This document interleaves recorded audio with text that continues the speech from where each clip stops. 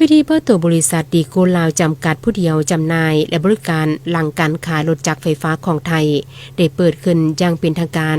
ในท้ายอาทิตย์พันมณีซึ่งบริษัทดังกล่าวเมียนตังอยู่แคมทางเลขที่13ไตบ้านมีไซเมืองปากสันแขวงบริคำไซ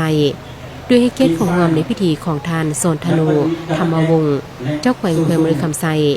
ทานกิตตเมตตังผิดไสยะโพธิวัตรประธานใหญ่บริษัทดีโกจำกัดผู้เดียวมีต่างนาการนำเมืองปักสันประธานสภาการค้าและอุตสาหกรรมแขวง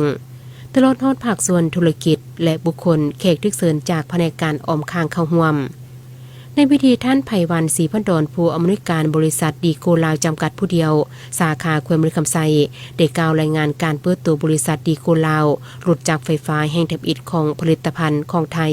จุดประสงค์เพื่อตอบสนองแผนพัฒนาเศรษฐกิจสังคมของแขวงบริคำไซก็คือแผนนโยบายของรัฐบาลและองค์การจัดตั้งต่างๆที่เกี่ยวข้องให้ความสำคัญในการส่งเสริมพลังงานสะอาดเพื่อลดผ่อนมลพิษทางอากาศประหยัดพลังงานและยกสูงคุณภาพการเป็นอยู่ของประชาชนลดผ่อนการใช้จ่ายแบบฟุ่มเฟือยบริษัทดีโกลาวจึงเห็นได้ความสำคัญดังกล่าวได้นำเข้าและเป็นตัวแทนจำหน่ายรถจักรไฟฟ้ายี่ห้อดีโกเพียงผู้เดียว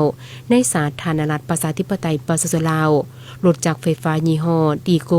เป็นรถจักรไฟฟ้าที่ผลิตจากโรงงานที่มีชิ้นส่วนอิเล็กทรอนิกส์ที่ได้มาตรฐานสากลที่มีความปลอดภัยสูงและเหมาะสมกับทุกเพศทุกวัยรถไฟฟ้าที่นำเข้ามาจำหน่ายบ่เพียงแต่เป็นมิตรกับสิ่งแวดล้อมเท่านั้นแต่ยังลดผ่อนค่าใช้จ่ายพลังงานเพราะว่าอิงใส่นวัตกรรมประสิทธิภาพของเทคโนโลยีที่ทันสมัยอย่างมั่นใจและเหมาะสมกับการนำใช้ประจำวันแบบมืออาชีพและมีความประหยัดการนำเข้าในหอบที่1มีจำนวน48คันมี8รุ่นคือโซเฟียลูเซโนฮันนาซูเปอร์เอวีโกG5 Double A ซูซูนอกจากมีโชว์รูมห้องขายแล้วยังมีการรับประกันสินค้าและมีศูนย์บริการหลังการขายไว้คอยบริการลูกค้ามาซ่อมแปลงพิเศษในโชว์รูมแห่งนี้ยังประกอบมีร้านกาแฟที่รับลิขสิทธิ์จากแบรนด์ Coffee Today มีหนึ่งเดียวในแขวงบริคำไซและเป็นแห่งที่3ในสาธารณรัฐประชาธิปไตยประชาชนลาวพร้อมนี้ในพิธี